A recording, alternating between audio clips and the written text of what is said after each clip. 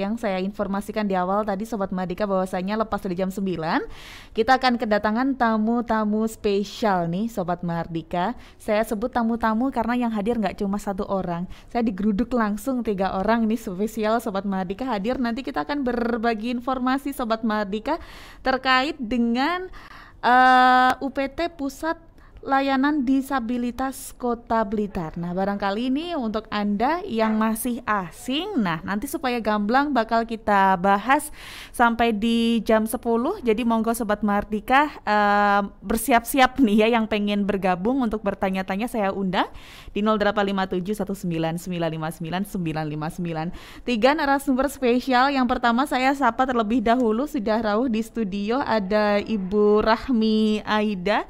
Selamat pagi Bu. Selamat pagi, salam sehat. Salam sehat luar biasa, salam semangat juga. Saya tuh kalau ketemu sama Bu Rahmi selalu semangat bawaannya. Semangat selalu. Yang dulu selalu sering juga ya Bu ya, kita on air bersama di Mahardika FM. Kalau dulu kita kenal beliau sebagai Kepala Pengelola PLA ya. Sekarang diubah namanya menjadi UPT Pusat Layanan Disabilitas. Kabar baik semoga Bu Rahmi selalu ya. Insyaallah. Oke. Yang berikutnya hadir di studio juga ada Ibu Katarina Nini Handayani. Selamat pagi Bu. Selamat pagi Mbak. Oh, iya, salam kenal dari saya. Salam kenal. Nampaknya juga. Jumpa pertama kita ya di sini ya. Sepertinya begitu. Sepertinya begitu. Mudah-mudahan kerasan ya. Next sering-sering aja main ke sini ya Bu. Siap. Dan narasumber terakhir ada, saya bingung panggilnya Bapak atau Mas ya, Bu? Ikhlasnya kayak Mas. Mas ya. Ada Mas Theophilus Randy Kurniawan selaku Koordinator Layanan UPT Pusat Layanan Disabilitas Kota Blitar. Selamat pagi. Selamat pagi Mbak. Salam kenal. Selamat datang di studio Mahardika FM. Kurang dingin atau kurang panas Bu AC-nya? Cukup. Oke deh, di kesempatan yang baik ini Ibu dan Mas, saya deg-degan loh sebenarnya kalau panggil Mas Bu. Panggil Bapak aja nggak apa-apa? Bapak aja lah ya, oke biar seragam Bapak Ibu gitu ya. Karena sudah anak 1 Mbak. Oh gitu. Oke. Hari ini kita akan berbicara soal UPT Pusat Layanan Disabilitas. Kalau dulu kita kenalnya sebagai Pusat Layanan Autis. Sebenarnya ini berubah sejak kapan, kemudian atas dasar apa begitu? Karena ini masih sangat baru untuk warga masyarakat Kota Blitar. Saya pun kemarin juga loh. Ini ada yang barukah atau memang menggantikan PLA atau seperti apa? Ke Bu Aida terlebih dahulu. Iya. Ya, monggo Ibu. Iya, terima kasih. Assalamualaikum warahmatullahi wabarakatuh. Waalaikumsalam warahmatullahi. Salam pagi untuk warga masyarakat Kota Blitar dan sekitarnya, khususnya warga Indonesia, Jawa Timur, Blitar ya. Subhanallah, hari ini kami akan berbagi yaitu sebuah informasi baru, yaitu tentang kehadiran Pusat Layanan Disabilitas di Kota Blitar, yang awalnya dari nafas dari satu hiroh yaitu Pusat Layanan Autis ya, yang dilahirkan 2015 yang lalu. Kemudian berjalannya waktu sampai 2021 ini Pusat Layanan Autis dengan diawali adanya Undang-Undang Nomor 8 tahun 2016 tentang Undang-Undang Disabilitas, maka setiap kota, kabupaten itu harus memiliki unit layanan disabilitas. Ya.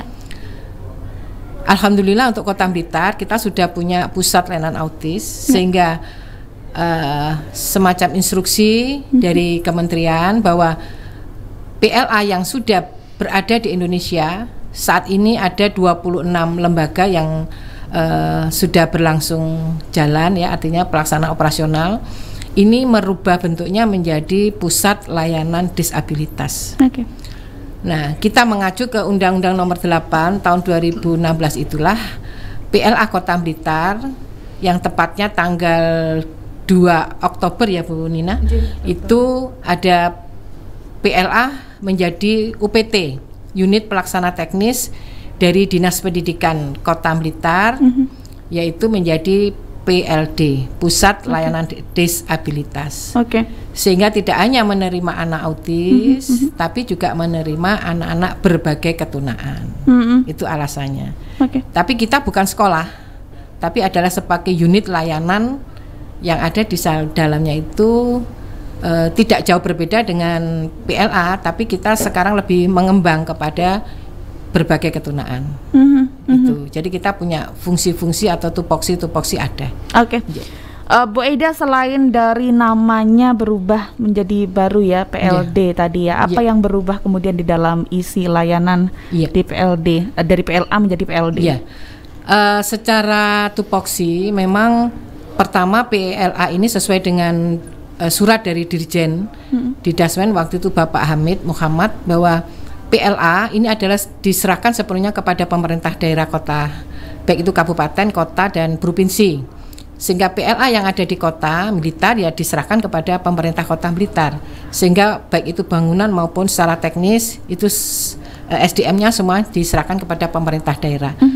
Salah satu tupoksi yang ada di sana adalah sebagai pusat asesmen. Pusat asesmen ini adalah anak-anak ABK yang datang ke PLA kita asesmen, tapi dari sekolah-sekolah maupun masyarakat secara mandiri datang ke PLA untuk kita asesmen oleh tim ahli.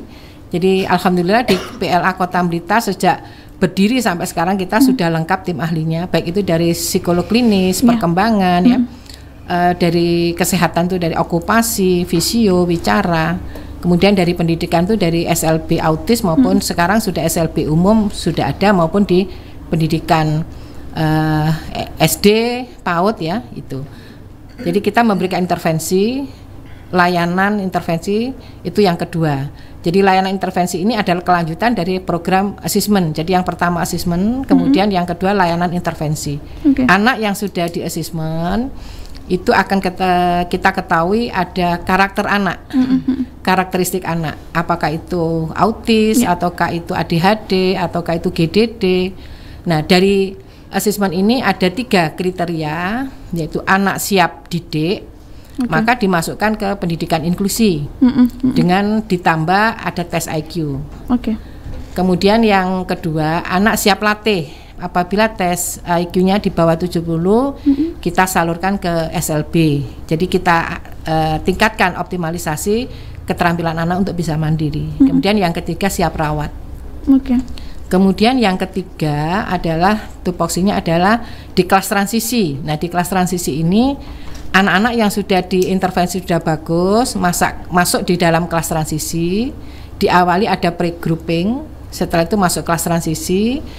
Apabila sudah siap dia masuk ke sekolah, maka dimasukkan ke sekolah inklusi. Nah, ada 2 inklusi ini, Mbak Kirana. Jadi yang pertama adalah inklusi untuk memang awal dari terapi, jadi intervensi. Ada inklusi yang dari sekolah-sekolah. Jadi ini kita asesmen, kemudian kita beri intervensi, kemudian anak menjadi lebih baik lagi. Kemudian yang baru, program yang baru ini yang sesuai dengan undang-undang amanah undang-undang ini adalah bahwa PLA ini sebagai pusat sumber mendampingi kepada sekolah-sekolah inklusi. Nah, karena di Indonesia bahkan mulai tahun 2016 berasal dari Helen Keller dulu bahwa pendidikan inklusi ini memang harus kita sebarkan sesuai dengan amanah undang-undang di pembukaan Undang-Undang 45 ya, di peraturan pemerintah nomor 23 itu hak anak baik itu ABK. Nah dari pendidikan inklusi inilah maka alhamdulillah untuk PLD Kota Blitar tugas yang paling melekat sekarang adalah di pendidikan inklusi. Itu. Apalagi saat ini Kota Blitar sendiri juga menargetkan bahwasanya seluruh lembaga ini bisa menjadi sekolah inklusi ya Bu ya? Ya insya Allah itu yang sudah disampaikan oleh Bapak PLT Kepala Dinas maupun Pak Wali Kota pada HUT PLA yang ke-6 kemarin bahwa Kota Blitar adalah kota ramah disabilitas. Salah satunya sekolah kita adalah semua sekolah inklusi. Dan setiap jenjang pasti di dalam pendaftaran PPDB itu selalu ada kuota untuk adik-adik melalui inklusi seperti itu. Ini menjadi bentuk komitmen kita ya Bu ya, untuk ramah terhadap anak-anak disabilitas atau berkebutuhan khusus seperti itu. Jadi yang perlu ditegaskan di sini supaya gamblang juga ya Bu ya, bahwasanya PLD ini bukan sekolah tapi adalah pusat assessment. Nah, ini yang barangkali juga masih asing. Assessment dalam hal ini yang dimaksud seperti apa sih Bu?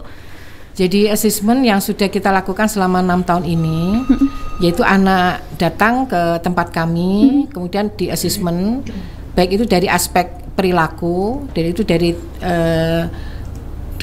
divisi psikologi ya, kemudian dari aspek bicara, ada anak yang lamban bicara, ada anak yang geraknya ada hambatan, misalnya anak yang duduk selalu lepas kontrol, jadi kayak istilahnya bahasa Jawanya melorot aja ya. Jadi ini tanda-tanda anak-anak itu belum ada kesiapan masuk sekolah. Nah, ini bengkelnya itu di bagian okupasi, di sensori, di OT ya, di okupasi maupun itu di visio. Kemudian yang bicara juga demikian. Juga termasuk anak-anak yang kelas 3 SD, kadang dia ada hambatan di kognitifnya. Ini termasuk ada di tim perilaku. Nanti Pak Teo akan menyampaikan secara detail itu gitu. Oke, jadi memang ini kita persiapkan terlebih dahulu anak-anak ini sebelum nanti kemudian kita taruh di lembaga pendidikan formal seperti SD, SMP seperti itu ya Bu ya. Lah termasuk hari ini ya Bu Nina ya, udah 2 hari ini ya Bu Nina, dan periode beberapa bulan yang lalu yang masih periodenya Pak Sidik dulu, kita juga pernah melaksanakan BIMTEK untuk sekolah-sekolah atau guru-guru inklusi ya.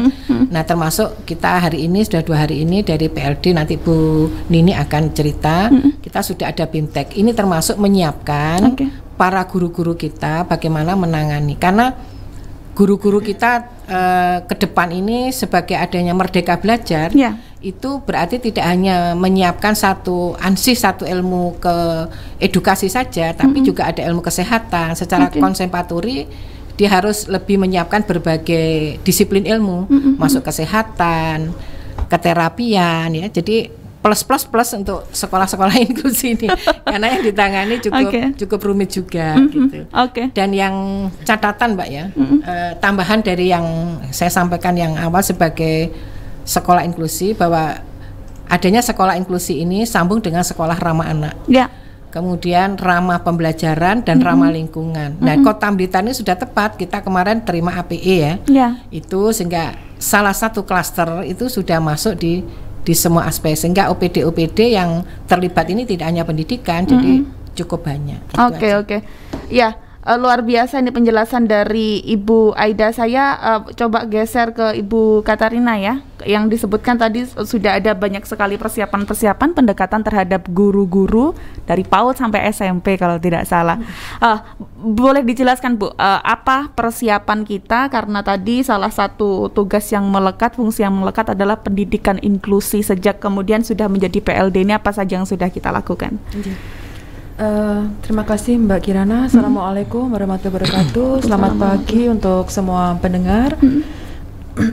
Untuk persiapan yang sudah dilakukan, sebenarnya UPT Pusat Layanan Disabilitas ini tidak tiba-tiba mempersiapkan, tetapi sebenarnya sudah lama dari tim yang dibangun oleh Bu Aida ini sudah memperlakukan persiapan. Jadi istilahnya tidak hanya bertransformasi berubah nama, tetapi teman-teman ini sebenarnya sudah siap untuk menjadi mentor bagi sekolah-sekolah yang sudah dipersiapkan untuk menjadi sekolah inklusi. Dan kebetulan kan memang tidak ada sekolah khusus nih Mbak. Semua sekolah diharapkan memiliki ruang untuk anak-anak yang berkebutuhan khusus yang layak untuk di sekolah reguler gitu.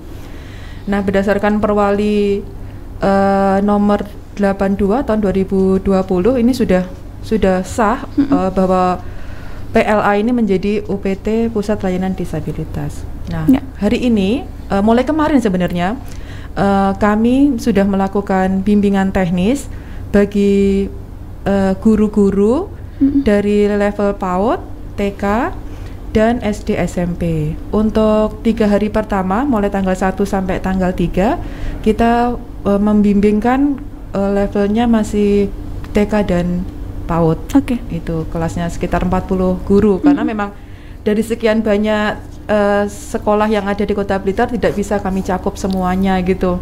Karena ya memang lokasinya harus kita prokes gitu ya. Benar. Terus pendanaan juga tidak bisa meraup semuanya. Nah, yang besok hari Kamis sampai Sabtu ini SD sama SMP. Oke. Secara kematerian hampir mirip, tapi karena sasaran nantinya itu beda tumbuh kembangnya dari anak-anak ke remaja, kita sesuaikan hal-hal yang sesuai dengan tumbuh kembangnya sasaran ini. Anak-anak yang didampingi oleh Bapak Ibu guru. Nah, harapannya setelah Bapak Ibu guru yang kita bintek ini dimampukan untuk melakukan screening, deteksi dini terhadap anak-anak yang berkebutuhan khusus di sekolahnya. Nah, ini akan membantu kami untuk melakukan asesmen seperti yang disampaikan Bu Aida tadi. Nah, tindakan asesmen yang sudah dilakukan di sana itu tidak bisa berjalan sendiri, Mbak, tapi bisa dipandang dari berbagai sudut tadi, dari profesi psikologinya, dari fisioterapisnya, dari terapis bicara, terus okupasi, semuanya melihat anak-anak ini seperti apa gitu. Sepertinya kalau dokter gitu diagnosanya nanti apa gitu yang mendekati gitu. Nah, bagaimana nanti layanan teknisnya itu dilakukan nanti biar Pak Theo yang menyampaikan sehingga ini menjadi satu kesatuan yang tidak bisa terpisahkan. Nah, yang unik di sini tahun ajaran barunya itu kita tidak dimulai dari Juni-Juli ya Bunda ya, tetapi per Januari. Jadi sekitar sekolah formal nanti dimulai, anak-anak yang dirasa memiliki kebutuhan khusus ini sudah dilakukan asesmen, sehingga kita tidak bisa langsung tiba-tiba udah dimasukkan sekolah reguler, kan kasihan juga anak-anak ini kalau tidak ada asesmen yang tepat gitu. Setiap Januari ya Bu ya, kita membuka pendaftaran seperti itu atau seperti apa? Iya. Jadi seperti sekarang ini sudah mulai kita sosialisasikan, bahkan sudah 6 bulan yang lalu ya Pak Til ya. Jadi itu kita sosialisasikan karena kita punya web juga di pusat layanan disabilitas. Jadi sudah banyak yang daftar, baik itu yang dari kota maupun Blitar Raya ya, maupun dari berbagai daerah ya, dari kota kabupaten di luar kita maupun di luar provinsi itu ada. Kalau nggak salah kemarin itu ada dari Sumedang juga ya, dari Bandung ada. Nah itu sudah mulai daftar sehingga insya Allah nanti Pak Theo akan menjelaskan jadwal, karena kegiatan di PLD ini sudah kita awali sejak 5-6 tahun yang lalu. Itu kita setahun tuh bikin sebuah kalender kegiatan ya. Jadi bulan ini bagian apa, bulan ini apa, itu sudah ada jadwal yang sudah kita lakukan, termasuk yang sampaikan Bu Nini tahun ajaran barunya kita, sehingga anak-anak pada saat penerimaan siswa baru itu sudah siap. Nah itu insya Allah sudah kita siapkan.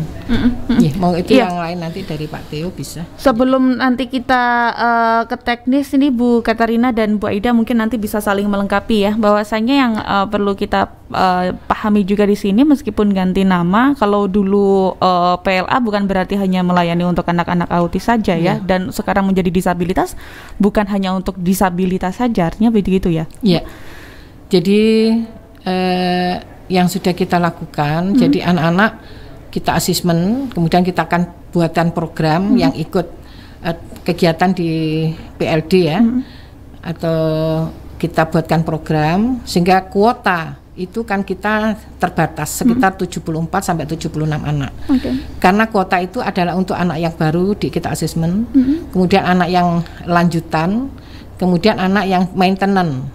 Karena program kita itu adalah selama 7 bulan untuk kegiatan layanan. 1 bulan untuk asesmen, 3 bulan untuk kegiatan layanan, evaluasi, layanan, kemudian yang berikutnya adalah di maintenance. Nah dari maintenance ini ada maintenance 1 itu yang lanjutan, ada yang kemarin sudah di terapi kita masukkan lagi. Nah ini sehingga kuota, karena di tempat PLD itu gratis. Selama ini kita gratis, dan jam kegiatan itu jam 8 sampai jam 3, selama pandemi sampai jam 12, jadwal sudah terjadwal. Yang tidak lupa untuk PLD ini ada program unggulan, Mbak. Oke. Nah, program unggulan itu termasuk parenting, counseling, ya. Kemudian ada aquatic terapi, ya. Kemudian ada yoga. Nah, yoga ini ada yoga klasikal, ada yoga individual. Jadi itu biasanya untuk para terapis atau guru-guru di kelas transisi mengadakan yoga individual. Kemudian ada olahraga adaptasi, kemudian ada life skill atau vokasi. Jadi ini nanti seperti sudah direncanakan, itu ada kegiatan untuk life skill sehingga anak-anak nanti bisa mandiri. Itu yang perlu diketahui oleh masyarakat, bahwa kita berbangga Kota Blitar sudah punya PLD yang diawali dengan adanya PLA yang 6 tahun sudah berjuang, yang untuk memperjuangkan anak-anak disabilitas. Jadi kita perlu berbangga untuk di Kota Blitar yang kita cintai ini. Iya, luar biasa sekali, dan bukan hanya melayani warga Kota Blitar saja, Blitar Raya, bahkan luar kota, luar provinsi pun, kalau datang ke kita juga tetap kita layani, sama halnya dengan anak-anak yang ada di Kota Blitar, ya Bu ya. Iya. Oke, berikutnya saya barangkali bergeser ke Pak Randy ya. Tadi sudah disinggung-singgung sedikit terkait dengan layanan dan lain sebagainya. Sekarang sudah persiapan sosialisasi sebelum nanti kita buka pendaftaran di awal tahun 2022 ya Pak ya. Iya, prosedur pendaftaran bagi ayah bunda barangkali di rumah sekarang yang juga sudah mulai cari-cari ini Pak, atau mencari informasi bagaimana persyaratan untuk adik-adik ini bisa diterima di pusat layanan disabilitas. Iya, jadi di PLD Pusat Layanan Disabilitas Kota Blitar ini sebenarnya menerima pendaftaran kapanpun. Oke. Jadi kalau merasa orang tua merasa anaknya ini kok berbeda dari anak seumurannya, mungkin dari segi perilaku, mungkin sosialisasinya atau bahasanya pun di usia mungkin sekitar 1 atau 2 tahun harusnya bisa meracau, bisa ngomong mama papa, dia nggak bisa, silahkan langsung bawa untuk konsultasikan dulu di tempat kami. Nanti kan akan ada psikolog yang akan melayaninya. Baru mereka akan menentukan apakah anak ini perlu untuk diobservasi atau di asesmen. Jadi akan ada pendaftaran. Pendaftarannya juga mudah, tanpa dipungut biaya sepersen pun. Tinggal mengisi biodata, terus riwayat, foto 3x4 sama 4x6 ya. Nah, cuman untuk proses asesmennya di Pusat Layanan Disabilitas Kota Blitar ini diadakan 3 bulan sekali, Mbak. Oke. Jadi setiap 3 bulan sekali kita akan adakan asesmen, terus nanti penerimaan murid baru juga. Jadi kalau kita hitung-hitung biasanya tidak harus ajaran baru itu jatuhnya pada bulan Januari saja. Bisa jadi nanti bulan Februari, Maret berdasarkan dari hitungan 3 bulan sekali tadi. Jadi karena Pusat Layanan Disabilitas ini merupakan program pemerintah dan ini gratis, sayangnya banyak anak yang daftar ternyata. Ada ratusan anak-anak berkebutuhan khusus yang daftar, dan sayangnya juga SDM-nya kami pun juga terbatas. Jadi dengan begitu kita atur untuk lakukan 7 bulan sekali terapi. Jadi anak-anak yang sudah mendapatkan asesmen, dia akan mendapatkan porsi jam terapi masing-masingnya sesuai dengan kebutuhan anak itu. Nanti setelah 7 bulan terapi, anak akan di maintenance, tapi bukan berarti ini dilepas ya, tapi tetap ada bimbingan dari kami, tapi program-program ini diberikan untuk orang tua yang menerapi di rumah. Jadi selama 7 bulan ini teman-teman akan mengedukasi para orang tua, membimbing para orang tua agar mereka bisa mengajari anak di rumah tanpa bantuan dari kita. Oke, jadi dibantu hanya dari jarak jauh ya, Mas ya. Sudah dibekali terlebih dahulu. Tadi disebutkan bahwasanya asesmen itu setiap 3 bulan sekali ya. Kuotanya berapa dari kita biasanya? Kalau kuotanya tidak terbatas, tergantung pendaftar. Iya, tergantung pendaftar. Tapi untuk penerimaannya kita akan batasi sesuai dengan jumlah terapisnya. Kalau yang sekarang ini kita bisa menerima sampai 80 anak. Oke, dengan total terapis yang ada di total tempat kita terapis berapa? sekitar 17 terapis. Gurunya Oke. 3. Iya. Oke, jadi sebelum melakukan pendaftaran, orang tua ini juga diperkenankan untuk bisa konsultasi terlebih Betul, dahulu, betul. mengkonsultasikan anak-anaknya seperti itu ya. Iya.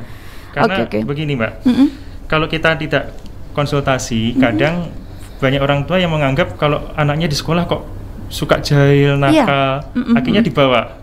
Jadi mereka menganggap ini nakal, ini berarti bermasalah. Jadi langsung didaftarkan. Ternyata enggak semua anak tidak yang semua. nakal itu berkebutuhan khusus. Oke. Tapi memang karena kebutuhannya Pola setiap asuh. anak berbeda, misal jadi karena pola asuh atau pola makan atau lingkungan itu juga mempengaruhi. Jadi perlunya untuk konseling terlebih dahulu sebelum mendaftarkan anak mereka ke tempat kami. Oke. Tapi orang tua di rumah sebenarnya juga bisa mempelajari ya bahwasanya ini anak berkebutuhan khusus nggak ya, perlu saya bawa ke PLD nggak ya. Ini bisa kita lihat dari sikapnya anak ini yang menunjukkan seperti apa sih Pak Randy? Nah ini yang juga kita sosialisasikan di guru-guru, Oke. yaitu di BIMTEK yang sekarang ini sedang berlangsung ya. Oke. Kita kenalkan ke guru-guru jika orang tua tidak menyadari. Kalau orang tidak menyadari, kita kenalkan sosialisasikan dulu ke guru-guru. Oke. Bagaimana guru-guru bisa mengenali, yaitu kita kenalkan untuk mengisi form screening. Oke. Jadi ada beberapa aspek yang perlu kita pahamkan ke mereka, bahwa ada tidak hanya satu atau dua saja aspek perkembangannya yang kita anggap anak ini mengalami masalah perkembangan. Tapi ada beberapa aspek. Kalau di psikologi ada 5 aspek perkembangan. Kita lihat aspek perkembangan motoriknya dulu. Apakah perkembangan motoriknya anak ini di usia sekian tahun harusnya dia bisa merangkak, berjalan, ternyata nggak bisa. Oke. Nah itu bisa menjadi catatan. Atau di aspek perkembangan bahasa, dia harusnya di usia 1 tahun sudah bisa ngomong mama papa, ternyata kok nggak bisa. Nah ini juga menjadi patokan kita ya, catatan kita. Lalu Sensor iya, motorik. sosialnya dia termasuk penyendiri, nggak suka bermain, nggak, kok di usia sekian tahun harusnya dia mau beradaptasi dengan teman-temannya, kok nggak mau, dia menyendiri, suka sama sesuatu yang mungkin nggak layaknya anak-anak pada umumnya dia sukai, tapi dia suka. Nah Oke. itu menjadi catatan juga. Terus ada lagi perilakunya dan juga apa ya? Emosi sosial. Iya, emosi sosialnya. Oke. Jadi ada 5 aspek ini yang perlu kita perhatikan, dan itu juga itu ada form checklistnya kita berikan ke para guru-guru. Jadi Oke. guru-guru nanti bisa guru-guru di sekolah Ikut memantau ya Betul. Pak Randy ya. Kadang Jadi orang tua merasa ini, wah anak saya nggak apa-apa ini, tetap masukkan ke sekolah. Ternyata dari segi yang lain, Oke. dari guru-guru pun memantau ini mengalami gangguan perkembangan. Oke. Nah itu bisa. dan nanti akan langsung diarahkan ke PLD. Betul. Iya. Kemudian untuk penanganannya sendiri nih Pak Randy, barangkali ada anak-anak yang memang secara motoriknya kurang, ini akan dilayani atau diterapi secara kelompok sesuai dengan kebutuhannya masing-masing, atau nanti akan dicampur menjadi satu anak-anak ini? Jadi itu prosesnya melalui asesmen terlebih dahulu, Bu. Oke. Mbak. Setelah kita proses asesmen, kita observasi anak ini mengalami gangguan perkembangan apa. Oke. Misalnya autis. Nah, autis itu kebutuhannya apa? Dia mengalami kebutuhan gerak yang tinggi atau tidak, atau motoriknya bermasalah atau tidak, atau bahasanya bermasalah atau tidak. Jadi dari situ kita bisa berikan porsi terapi yang tepat untuk anak. Oke. Misalnya untuk autis dia butuh terapi bicara, terapi perilaku, okupasi, sama fisioterapi. Oke. Itu berbeda lagi dengan anak yang mengalami gangguan perkembangan cerebral palsy. Dia hanya butuh okupasi terapi, fisioterapi, kalau perlu terapi bicara. Oke. Nah itu. Jadi disesuaikan dengan gangguan perkembangan yang dimiliki anak masing-masing. Kita nggak bisa langsung setiap anak langsung harus terapi ini. Oke, kita lihat dulu kebutuhannya seperti itu ya. Oke. Kalau misalkan nanti kemudian sekolah ini menemukan 1-2 anak yang memang memenuhi indikator-indikator tadi ya Pak Randy, apakah kemudian nanti ketika masuk PLD, kemudian sekolahnya ini kemudian bagaimana? Tetap bisa berjalan atau dihentikan sementara sampai benar-benar siap lagi untuk masuk, atau seperti apa nanti tekniknya? Berjalan bersama-sama. Berjalan bersamaan ya. Jadi nanti kita akan jadwalkan, Mbak, tanggal 15 November ini akan ada asesmen anak kebutuhan khusus. Ini untuk para orang tua yang merasa anaknya mengalami perbedaan di antara perkembangan anak-anak seumurannya. Silahkan Bapak dan Ibu untuk mendaftarkan atau mengkonsultasikan terlebih dahulu anak Bapak dan Ibu untuk datang ke PLD. Nanti kita akan jadwalkan untuk asesmen ABK-nya. Ini tanggal 15. Namun nanti akan ada jadwal lagi, yaitu asesmen pendidikan inklusi. Itu dari tatapan dari screening dari guru-guru yang sudah disosialisasikan melalui BIMTEK hari ini. Nanti guru-guru akan mendeteksi anak ini mengalami gangguan apa enggak. Kalau iya, bawalah ke pusat layanan disabilitas. Tapi kami akan asesmen lagi. Nah, asesmen lagi, tes IQ, terus kita observasi lagi anak ini. Setelah kita tentukan gangguan perkembangannya apa, kita akan sarankan ke guru apakah anak ini tetap dimasukkan ke pendidikan inklusi atau sekolah reguler, atau anak ini akan dimasukkan ke sekolah luar biasa. Dari situ kita bisa tentukan. Kalau bisa tetap dimasukkan ke sekolah inklusi, tapi kalau mungkin dari tes IQ-nya di bawah rata-rata dan itu hanya bisa dimasukkan di SLB, dari pusat layanan disabilitas akan menyarankan. Tapi kemudian itu akan menjadi pilihan tersendiri untuk orang tua sama guru. Apakah mereka mau mengikuti saran kami atau mereka tetap melakukan sesuai dengan apa yang diinginkannya. Jadi kita tidak memaksakan ya, tapi pusat layanan disabilitas ini memberikan saran dan anjuran sebaiknya untuk masa depan anak itu yang terbaik harus ditaruh di mana. Seperti itu. Oke. Jadi memang harus memenuhi kriteria anak siap didik, anak siap latih atau siap perawat tadi ya. Kalau siap didik berarti sudah bisa masuk ke sekolahan reguler. Betul. Inklusi ya. Sebutnya inklusi. Kalau siap latih berarti di SLB, sekolah luar biasa. Iya. Kalau masih dalam kategori anak siap perawat, Bu, berarti nanti kita perpanjang lagi terapisnya? Iya, diintervensi sesuai dengan sampaikan Pak Theo tadi. Jadi kalau memang siap rawat kayak anak CP ya, jadi itu ya kita rawat. Memang kebutuhannya di fisioterapi atau di bicara ya, kita beri porsi di sana. Tapi banyak Pak yang sudah berkembang, bahkan kita arahkan hal-hal yang memang dia bisa kita maksimalkan gitu.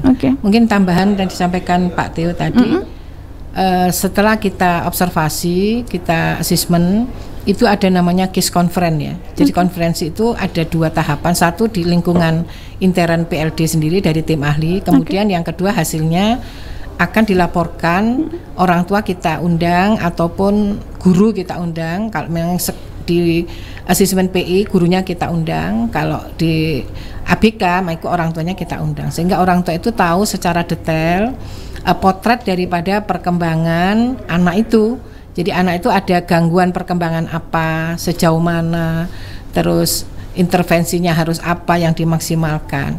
Sehingga orang tua itu tahu posisi anak itu di posisi mana. Tapi kita tidak hanya asal melaporkan hasil asesmen itu bahwa anaknya autis, tapi apa alasannya itu nggak ada jelas. Tapi kalau di unit pusat layanan disabilitas kita itu teman-teman ini secara detail melaporkan semuanya, sehingga alhamdulillah kami pada saat asesmen dari anak dari Kertosono ya Pak Tri ya, yang dari Surabaya itu, dan beberapa dari Probolinggo juga dari Malang, itu memberikan apresiasi yang kepada PLD Kota Blitar ini, karena selama pengalaman di asesmen baru diketahui di PLD inilah mereka itu tahu secara detail tentang potret anaknya. Nah ini menjadi kami berbangga. Karena apa? Selama ini kita betul-betul belajar dari yang sudah dilaksanakan di berbagai klinik-klinik ataupun sekolah-sekolah yang seperti di PLD yang di Indonesia maupun di luar provinsi maupun di luar negeri. Itu mana yang kita ambil yang sesuai, yang betul-betul dibutuhkan oleh orang tua, sehingga orang itu merasa oh tahu potret saya anaknya begini. Sehingga dari situ, dari case conference itu sering ada permasalahan yang kita hadapi selama 6 tahun ini ya Pak Tio ya. Kadang ada orang tua yang menerima dengan legowo bahwa oh posisi anak saya begini, saya harus terima kasih. Tapi ada yang nggak nerima juga, yang menerima anaknya autis. Bahkan kami sering dituding-tuding menjadi sasaran amukan orang tua. Itu bagi saya itu hal yang biasa karena memang ya kesiapan mental. Sehingga ada satu program yang dari PLD yang sangat luar biasa itu yang menunjang itu adanya program parenting. Nah ini termasuk salah satu solusi yang disampaikan Pak Tio tadi, menghadapi orang-orang tua yang belum siap untuk ini. Nah programnya tentunya tidak kami yang buat program, tapi dari tim parenting itu membuat FGD. Dari FGD itu fokusnya ke program apa itu akan kita jabarkan selama 1 tahun. Sebuah solusi. Jadi bukan hanya anaknya saja ya Bu ya? Iya. Bapak, ibu, ayah, bundanya, siapa juga yang dekat dengan anak itu. Dan kita terbuka tadi dengan potret daripada anak-anak tadi ya. Sudah ramai di WA, sudah banyak sekali yang ikut bertanya. Kita mulai bacakan satu persatu ya Ibu Eja. Monggo. Pertama saya bertemu dengan Pak Suhardi Kademangan. Jadi apa perbedaan pusat layanan disabilitas dan sekolah luar biasa? Boleh langsung dijawab? Boleh. Monggo, Ibu. Terima kasih Pak Suhardi yang ada di Pak Suhardi Kademangan ya. Selamat berjumpa di Radio Suara Mardika FM.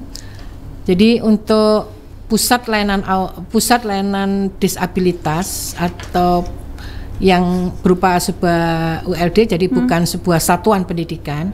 Ini adalah seperti saya sampaikan, adalah sebuah unit pelayanan yang memberikan layanan kepada anak-anak dalam bentuk satu asesmen. Jadi asesmen ini tadi sampaikan oleh Pak Tio bahwa posisi anak ini akan kita deteksi. Apakah itu deteksi dini tumbuh kembangnya ataukah itu deteksi di pendidikannya. Ada beberapa sudah di dalam standar pelayanan minimal kita itu sudah tertera sana, sudah jelas ya. Nah, dari asesmen sebagai pusat asesmen. Kemudian yang kedua, di pusat asesmen ini akan ketahuan potret anak itu termasuk karakternya apa. Nah setelah tahu karakter maka akan dibuatkan program oleh PLD ini, yaitu sesuai dengan kebutuhan. Kalau tadi sampaikan Pak Teo ada anak yang hambatan bicara, ternyata hambatan bicara ini tidak hanya dari lemahnya oral motornya, tapi juga karena mungkin anak yang tidak pernah diajak komunikasi, mungkin hanya hidup orang tuanya kerja ya, yang silakan kita speech delay itu dari karena pola asuh yang kerja mungkin makannya tidak terkontrol, main HP saja. Nah ini salah satu, jadi istilahnya itu banyak sekali penanganan-penanganan yang disampaikan oleh teman-teman kami. Kemudian yang kedua adalah sebagai layanan terpadu. Jadi program tadi kita memberikan layanan seperti yang disampaikan Pak Teo.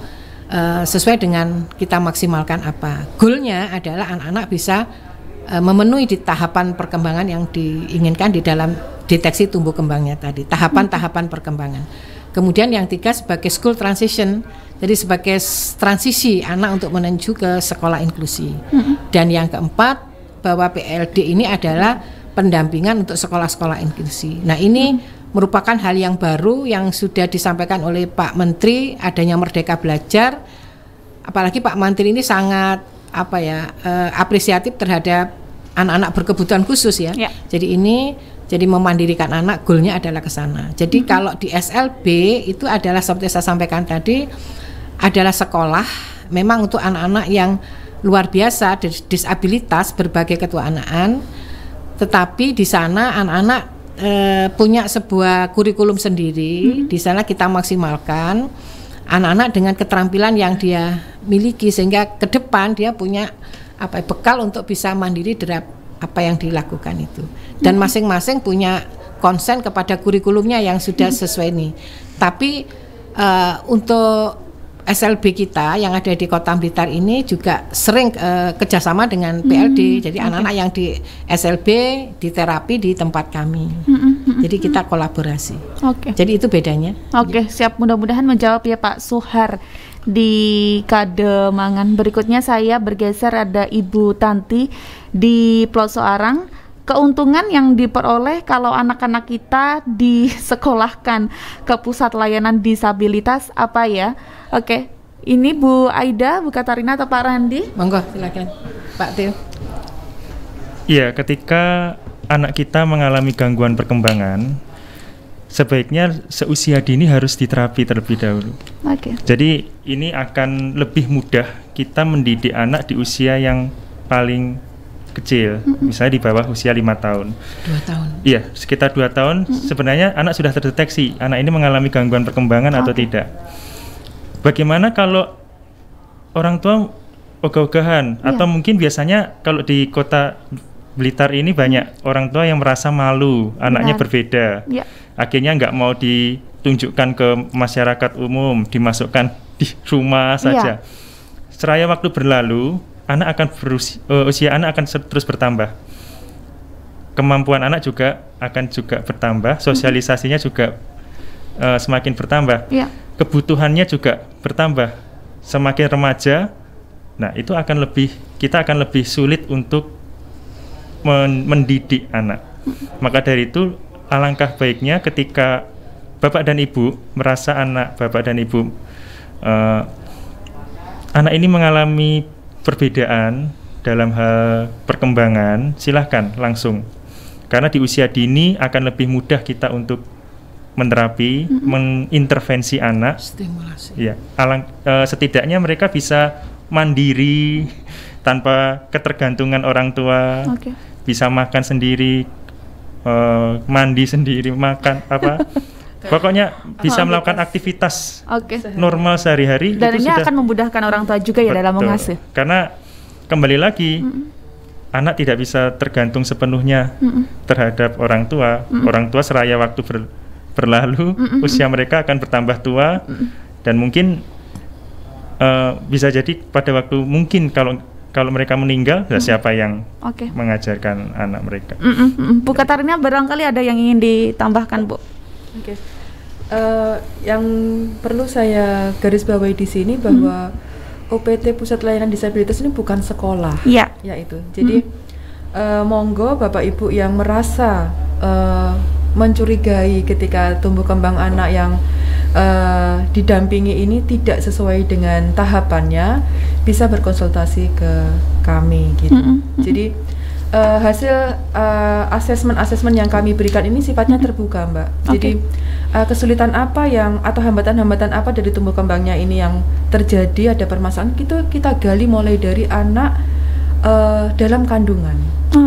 Jadi anak terlahir ini kan pasti ada proses 1000 hari pertama. Nah, 1000 hari pertama ini pun akan kita gali sedetail mungkin, baik dari sisi mungkin permasalahan yang dialami selama hamil atau masalah kesehatan yang terjadi.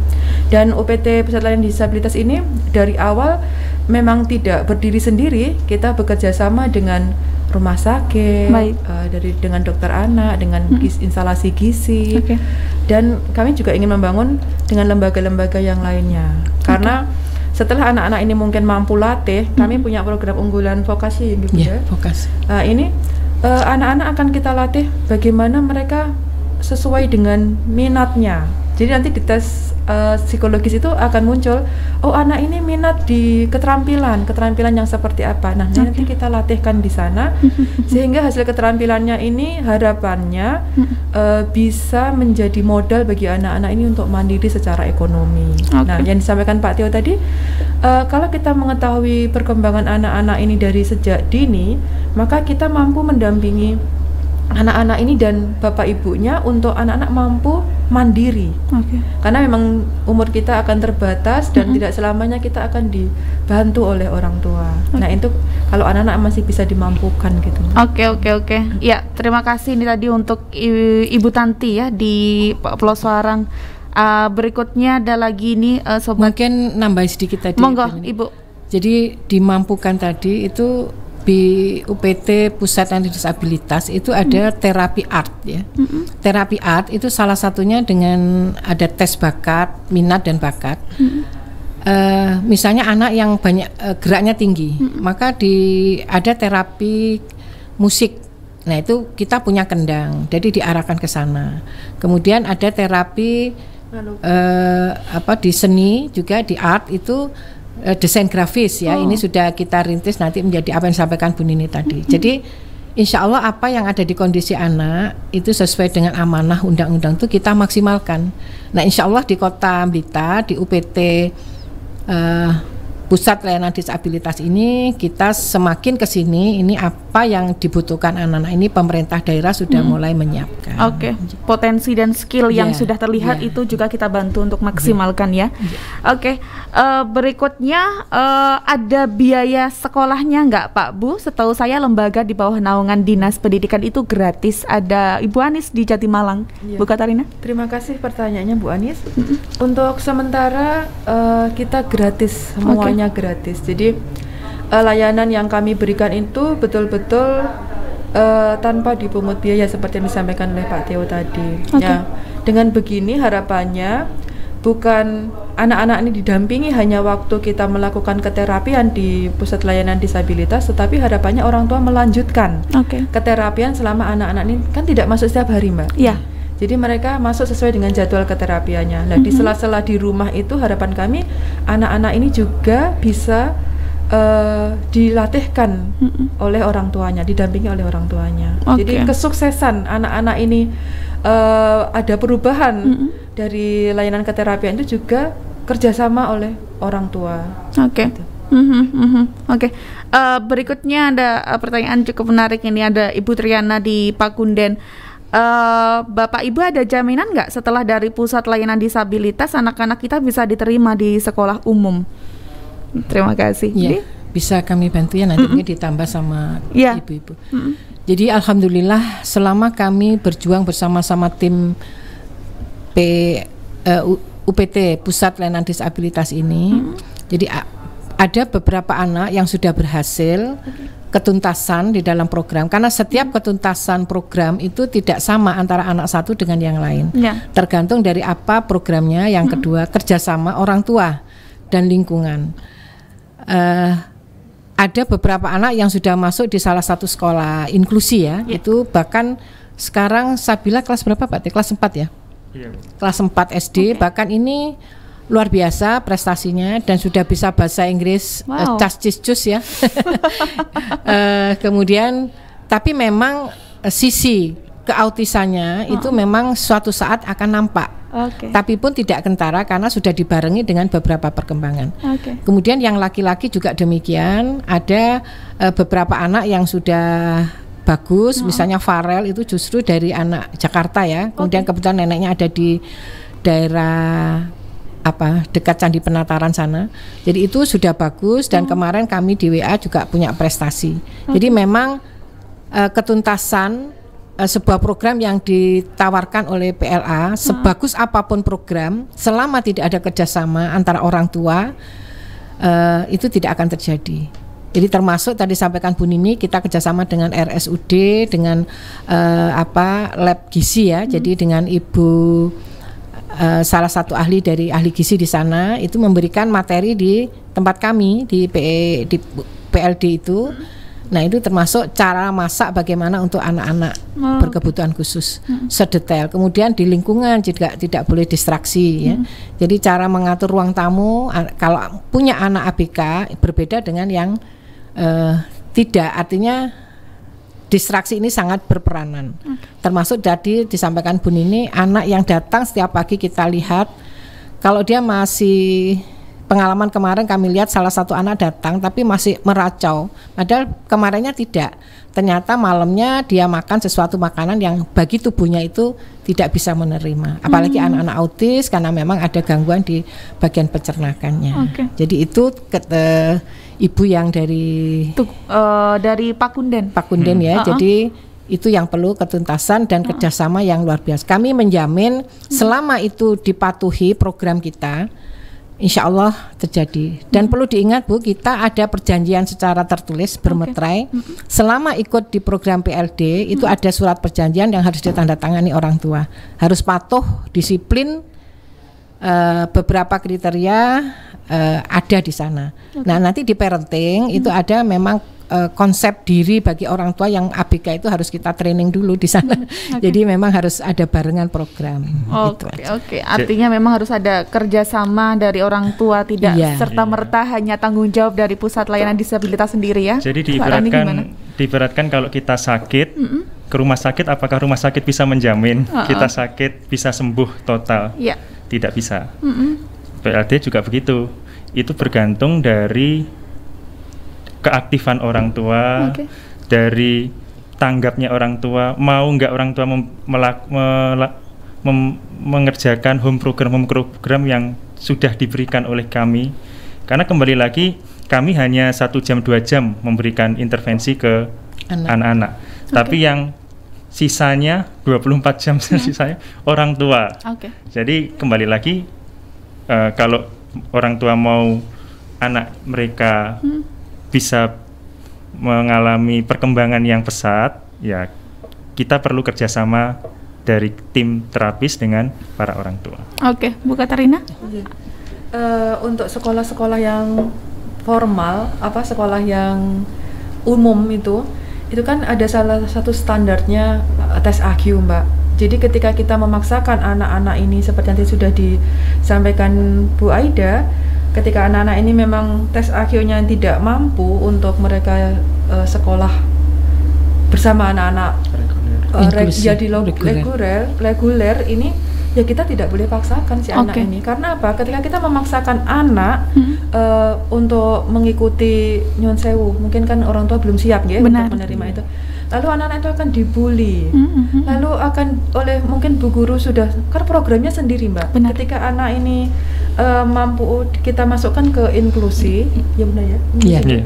Nah itu guru atau sekolah tersebut harus mampu membuat program untuk anak-anak ini. Tidak bisa materinya itu bobotnya disamakan dengan anak-anak yang normal gitu. Jadi baik teman-teman sebayanya dan gurunya itu juga harus mampu membawa teman-teman ini juga sama seperti mereka, tidak menjadi korban bully, lalu tidak menjadi masalah-masalah psikologis yang lain yang muncul terhadap anak ini, sehingga tumbuh kembangnya walaupun dengan keterbatasan yang ada, anak-anak ini tetap menjadi bagian dari kita gitu. Jadi seperti yang disampaikan Bunda tadi, Blitar adalah kota dengan layak anak, maka anak dengan kondisi apapun ini harus layak kita terima. Oke. Terima kasih ini tadi untuk Ibu Triana di Pakunden ya. Berikutnya ini yang dari Tugurante. Cukup panjang pertanyaannya Ibu Mujiati ya. Mohon izin tanya Bu, saya punya saudara tapi berkebutuhan khusus karena bicaranya kurang lancar, berpikirnya juga sedikit lambat. Nah dulu sempat sekolah SD tapi nggak sampai lulus karena tidak bisa mengikuti pola pembelajaran yang ada di sekolah tersebut. Sekarang usianya mungkin sudah 17-an tahun. Apa bisa bergabung di pusat layanan disabilitas? Monggo, itu bisa bergabung ke pusat layanan disabilitas karena kebetulan kami punya program yang sedang kita rintis ya Bu Nini ya, Pak Theo, untuk di bukan vokasi. Jadi kalau memang karena batasan usia yang kita terima itu sampai 18 tahun ya. Sehingga nanti kalau itu memang nanti termasuk salah satu setelah kita asesmen, nanti ada asesmen khusus dan tes bakat minat sesuai dengan apa yang diamanah undang-undang itu, sehingga anak itu akan kita latih di vokasinya. Sebuah pengalaman kami pernah menghadiri di tempat di Jakarta ya. Jadi itu anaknya udah usia 16, 14, 17, anak-anak autis, bahkan itu high function. Tapi dengan berkat sebuah ketelatenan dan program yang betul-betul sangat intensif sekali, anak ini sekarang sudah bisa mendesain jilbab, mendesain jaket ya. Bahkan penghasilannya sekarang bisa sampai sehari 1 bulan itu bisa 30 juta, bahkan menghidupi keluarganya. Luar biasa ya. Nah ini saya waktu itu sangat haru ya. Saya sampai berbesmili waktu itu Mbak Kirana ya. Pikiran saya Blitar harus bisa membuat program semacam itu. Karena ternyata anak-anak itu seperti sampaikan Pak Theo, anak-anak berkebutuhan khusus itu pada prinsipnya tubuhnya itu perlu ada stimulasi. Mereka punya, tapi selama itu mutiara-mutiara itu tidak kita sentuh, maka mutiara itu tidak akan bersinar. Lah anak-anak berkebutuhan khusus pun demikian, mereka punya sesuatu. Bahkan yang pernah kami lihat itu anak yang Down syndrome itu pernah memainkan musik ya, musik itu sampai menang sampai di level di Amerika ya. Nah ini adalah juga terapi art itu. Nah kami ingin itu, sehingga alhamdulillah berkat ketekunan teman-teman kita sudah mempelopori 1 tahun ini ya Pak ya, atau 2 tahun ya, 1 tahun ya, 1 tahun ini kita masih terus kita temukan bibit-bibit yang akan kita munculkan. Itu tambahan saya. Kemudian yang lainnya untuk yang di sekolah inklusi ya, saya kira pendekatannya anak-anak itu tidak langsung anak-anak itu masuk satu sekolah, satu kelas terus, tapi ada namanya kegiatan di pusat sumber itu secara one on one. Jadi one on one itu adalah mana yang harus dimaksimalkan oleh guru dibimbing khusus. Nah kurikulumnya adalah menggunakan kurikulum adaptasi. Jadi adaptasi itu adalah kurikulum reguler, misalnya K13 itu dikawinkan dengan program khusus apa yang harus dimaksimalkan. Misalnya tadi katanya Pak Theo ada bicaranya, oh ini geraknya, ada anak yang memegang pensil menulis itu kertasnya sampai berlubang, ya, kadang berlubang, kadang menulis nggak kelihatan pensilnya, itu nggak kelihatan, arang sekali. Berarti ini kan kekuatan dari motorik di taktilnya itu, apakah itu peraba, perasa, pendengar itu belum matang. Nah di pusat sumber nanti di sekolah-sekolah inklusi itu ada satu ruangan khusus tidak terlalu besar, dan ruangan itu tidak ada aksesorisnya, kosong. Nah itu dipakai untuk menstimulasi anak-anak. Nah itu satu saat anak di situ 45 menit sama dengan di PLD, tapi satu saat anak belajar bersama dengan teman-teman yang lain. Berarti ini juga mengembangkan empati ya. Jadi apa yang sampaikan Bu Nini tadi, bahwa PLD ini adalah menunjang kota layak anak, betul. Jadi kita hargai betul hak anak untuk bisa menikmati pendidikan. Oke, jadi usia batasan yang kita terima 17-18 ya Bu 18 tahun ke bawah ya. Oke, siap. Ibu Yunika dari Telumpu ini kemudian ya. Ini bercerita saja. Kita sebagai orang awam kalau ketemu suka sedikit takut salah bersikap dengan mereka. Mereka ini yang dimaksud adik-adik yang berkebutuhan khusus ya.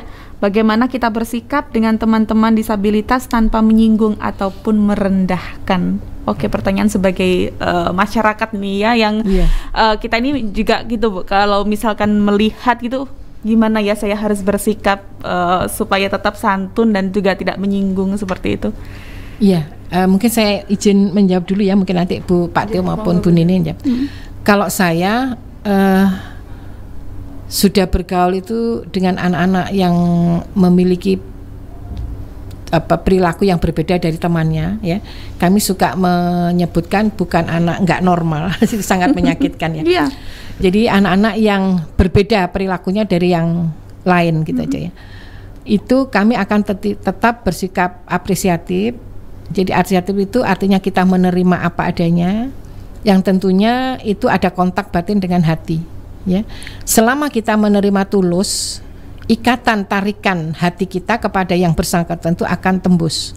Jadi ada aura positif tersebar di dalamnya ke anak itu ya, sehingga dari sini kontak yang akan muncul anak itu akan menerima. Tapi kalau kita ogah-ogahan atau lagi nek ya melihat ada ini anak ABK ini baunya karena itu, nah ini sangat menyakitkan. Nah itu anak itu sudah merasa juga bagi kita. Nah oleh karena itu bagi masyarakat tolong lakukanlah sesuatu dengan hati untuk melakukan kepada anak-anak itu. Insya Allah aura-aura positif itu akan hadir di lingkungan kita bersama anak-anak itu. Itu yang pertama. Kemudian yang kedua, kita lihat apa dia sebetulnya ketunaannya di bidang apa. Nah itu secara pelan-pelan kita ikuti, dan kita dengan anak-anak ABK kita nggak boleh banyak bicara terlalu panjang ya. Jadi jelas bahasanya, kemudian ekspresif kita lihat, dan kita juga harus melihat, ibaratkan ada seorang ahli mengatakan bahwa berhadapan dengan seorang ABK adalah ibaratkan kita membaca buku. Jadi setiap lembar demi lembar kita pelajari, Kita pahami dari juga. situ kita akan memahami jiwa dan keutuhan daripada anak itu. Oke, Itu luar aja biasa dari Bu saya. Aida. Iya. Ada yang ingin ditambahkan Monggo, Bu Pak Nini. Randi atau Bu Nini? Iya.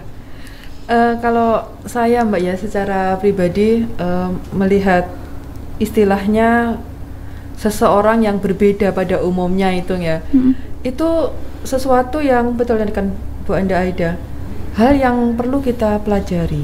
Jadi dari sisi mana saya bisa masuk ke dalamnya? Mungkin kalau mereka hanya nyaman untuk kita duduk di sampingnya, saya lakukan tanpa saya harus menilai apapun. Oke. Seperti ketika mungkin kita melihat orang-orang yang sepertinya ini suka marah-marah terus gitu ya.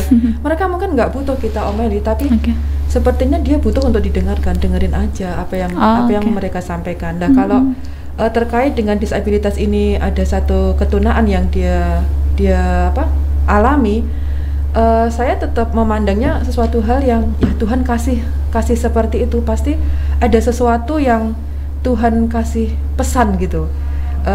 Di dalam keterbatasan atau kekurangan seseorang itu pasti ada sesuatu yang lebih yang dia miliki. Minimal setidaknya kita memiliki membangun kita rasa belas kasih gitu. Bagaimana kita bisa melihat orang lain itu dengan cinta, bukan kamu kok gini, atau pasti orang tuamu tadi gini-gini, bukan hal yang seperti itu. Ini pasti karena dosa atau apa, bukan seperti itu. Tetapi memang Tuhan kasih seperti ini adalah cara kita untuk belajar memahami orang lain. Oke, luar biasa, menyentuh sekali tadi ya. Ada beberapa kalimatnya sangat menyentuh. Oke deh, berikutnya ini nampaknya Pak Theo ini ya. Pak, itu sekolahnya kayak tiap hari gitu atau berapa hari sekali? Kan katanya banyak, apakah dibagi atau gimana? Banyak ini arti apa yang dimaksudnya banyak ini tadi? Anak-anaknya gitu mungkin ya. Ada Ibu Susi di Rembang, Pak Theo, monggo. Iya. Untuk jam kerja, jam operasional kami dari jam 8 sampai jam 3. Jadi terapisnya juga berlangsung mulai dari jam 8 sampai jam 3 itu. Untuk anak-anak, ketika ada anak-anak yang sudah masuk jadwal ke kami untuk diintervensi, mereka mendapatkan masing-masing dalam satu minggu itu 4 jam keterapian. Nah, nanti untuk jadwalnya kita akan jadwalkan sesuai dengan diskusi kita dengan orang tua. Misalnya orang tua ini bisa nggak kita jadwalkan mulai dari pagi. Biasanya setiap anak kalau 4 jam itu kita ada yang satu hari cuma satu hari 1 jam selama 4 hari.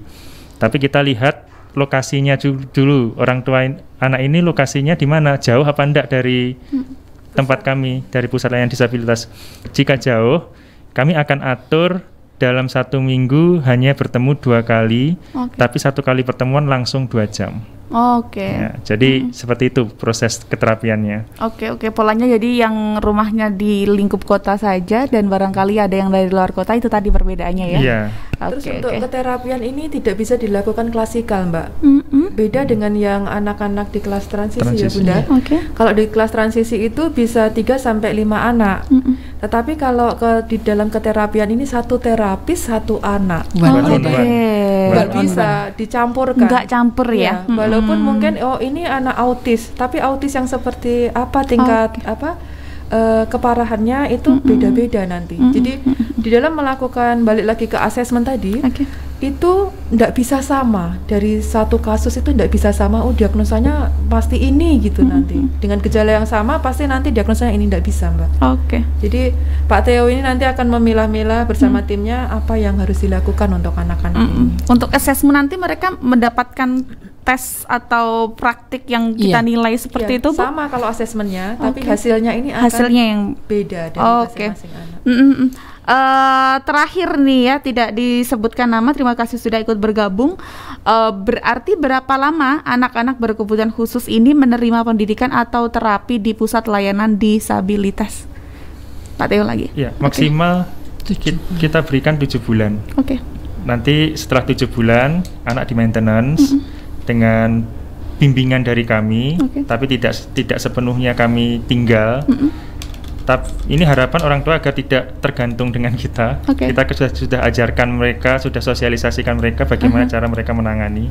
Nah, tapi kalau selama kita maintenance itu mungkin malah mengalami penurunan, anak bisa masuk lagi untuk diterapi. Tapi kita lihat kuotanya terlebih dahulu. Apakah anak-anak yang belum terlayani sama sekali sudah masuk? Nah, jika sudah masuk ada sisa kuota, nah itu kita akan panggil anak-anak yang sudah di maintenance tapi mereka mengalami penurunan atau mungkin perlu untuk tetap diterapi di tempat kami. Konseling ya. Iya, melalui konseling juga. Iya, baik, mudah-mudahan bisa menjawab dan tidak terasa Bapak Ibu ini tadi kita ada yang ingin ditambahkan. Jadi memang program ini mengapa 7 bulan? Ini sesuai dengan panduan yang dari Kementerian Pendidikan dan Kebudayaan, Menristek ya, itu teknik yang diberikan khususnya untuk layanan di pusat layanan disabilitas itu adalah selama 7 bulan. Karena apa? Yang ditangani kan banyak dan ini gratis sehingga anak-anak itu bisa tertangani secara banyak secara bergiliran. Dan yang kedua, di program maintenance itu ada program home program yang harus dikerjakan orang tua. Nah, orang tua bisa enggak? Bisa, karena ada parenting tadi diberikan. Sehingga orang tua itu kita juluki dia bukan seorang terapis tapi dia adalah bina aktivitas. Jadi seorang bina aktivitas itu dilakukan oleh orang tua. Karena tadi sampaikan oleh Bu Nini bahwa presentasinya orang tua yang lebih banyak mendampingi putra-putrinya. Baik itu dari aspek makan, dari distraksi lingkungan, kemudian cara perlakuan ya. Jadi misalnya PR-nya tentang okupasi. Jadi misalnya anak mengenal tekstur-tekstur karena taktilnya belum matang, maka di rumah orang tua dikasih PR itu. Nah, ini ada namanya di kami itu divisi di konseling ya. Karena konseling inilah tempat mereka curhat mengapa. Dan perlu diketahui bahwa setiap anak-anak itu punya penanggung jawab. Jadi tidak semua terapis itu sendiri-sendiri, tidak. Jadi di tempat kami satu terapis itu 4-5, ada yang 7 yang bertanggung jawab terhadap anaknya itu. Nah, inilah di WA group itu mereka selalu komunikasi. Bahkan di masa pandemi pun kita berlangsungnya juga cukup intens banget. Oke, luar biasa. Terima kasih Bu Aida, Bu Nini dan juga Pak Theo. Perbincangan kita seru sekali, 1 jam lebih nggak terasa ya. Sebelum kita tutup, apa Bu barangkali yang ingin disampaikan untuk Sobat Mahardika yang pagi hari ini mendengarkan kita bersama? Bu Nini dulu, monggo. Iya, terima kasih waktu yang sudah diberikan kepada kami. Yang bisa saya sampaikan untuk closing statement pada hari ini adalah apapun yang kita lakukan untuk mendampingi anak-anak yang berkebutuhan khusus itu adalah sesuatu yang luar biasa, dituntut untuk kesabaran yang luar biasa dan kerjasama dari keluarga dan lingkungan. Arti kata ketika kita memiliki anak-anak yang berkebutuhan khusus ini, jangan simpan mereka, karena mereka juga membutuhkan untuk bersosialisasi dengan lingkungan dan orang lain. Jadi mari kita bawa sesuatu yang menurut orang lain tidak normal itu menjadi sebuah kenormalan gitu. Seperti kondisi seperti ini, kami juga melakukan layanan dengan new normal gitu. Mereka anak-anak bisa pakai masker, bisa cuci tangan, itu sudah luar biasa bagi kami. Dukung kami, monggo kita saling bekerja sama untuk mewujudkan Kota Blitar yang selalu ramah anak gitu. Mbak Ida, ada yang ingin disampaikan? Terima kasih Mbak Kirana. Kami selaku tim dari unit layanan disabilitas Kota Blitar perlu berbangga dan berterima kasih sekali kepada para pengambil kebijakan di Kota Blitar, khususnya Pak Wali Kota, DPR dan warga masyarakat sudah mendukung keberadaan pusat layanan disabilitas di Kota Blitar yang luar biasa. Dan kemudian yang kedua, kami sampaikan terima kasih kepada Kementerian Pendidikan dan Kebudayaan, Riset dan Teknologi Republik Indonesia, Bapak Nadiem, Bapak Dirjen, Bapak Direktur PMPK, Bapak Samto beserta tim, Bapak Muklis beserta tim. Alhamdulillah sudah banyak memfasilitasi keberadaan pusat layanan disabilitas yang ada di Kota Blitar yang luar biasa. ternyata keberadaan pusat layanan disabilitas ini sangat ditunggu-tunggu dan dinanti kehadiran. Kita hadir, pemerintah hadir di sini sangat membahagiakan. Oke. Khususnya pada anak-anak keluarga-keluarga yang menengah ke bawah yang tidak bisa memberikan stimulasi kepada anaknya. Kita hadir, pemerintah hadir dalam rangka ikut mengangkat hak-hak anak disabilitas untuk memiliki sebuah kemandirian yang luar biasa. Okay. Kemudian yang kedua, kami berharap kepada masyarakat betul-betul manfaatkan peluang-peluang yang ada di PLD ini. Alhamdulillah tim kita sudah lengkap, bahkan program-program kita semakin ke sini Bu Nini semakin memberikan kelengkapan yang luar biasa, dan teman-teman semangat karena ibaratkan ini adalah semua amanah untuk anak-anak bangsa. Dan terakhir, anak berkebutuhan khusus ini adalah jelmaan malaikat untuk menguji kesabaran kita, khususnya adalah memandirikan anak. Saya kira itu, cintailah anak dengan sepenuh hati, dengan oasis cinta, sehingga keberadaan PLD ini sangat mendukung kepada anak-anak dan kita semua. Terima kasih, itu aja harapan saya. Baik, terima kasih Mbak Ida. Pak Theo sudah? Ada? Oke. Ya, terima kasih luar biasa sekali dari teman-teman UPT Pusat Layanan Disabilitas pagi hari ini sudah berbagi banyak sekali informasi dan juga berbagi cinta. Kalau saya tadi mendengarkan pesan dari Bu Aida di akhir, mudah-mudahan juga membuka kepedulian kita terhadap adik-adik berkebutuhan khusus. Mereka berbeda, tapi mereka adalah jelmaan malaikat untuk menguji kesabaran. Luar biasa. Sampai jumpa lagi. Terima kasih untuk Ibu Aida, Ibu Nini, Pak Theo. Terima kasih. Mudah-mudahan tidak kapok untuk main-main di Mahardika lagi. Kita bagi-bagi lagi untuk informasi di PLD ya Bu ya. Kami sukses selalu. Lagi. Terima kasih. Baik, saya tutup jumpa kita hari ini. Selamat pagi. Assalamualaikum warahmatullahi wabarakatuh. Waalaikumsalam warahmatullahi wabarakatuh. Salam sehat untuk kita semua. Amin. Canda ramahmu, lembut sapamu, menghiasi hariku. Hangat kabarmu, dinamis warnamu, menyejukkan.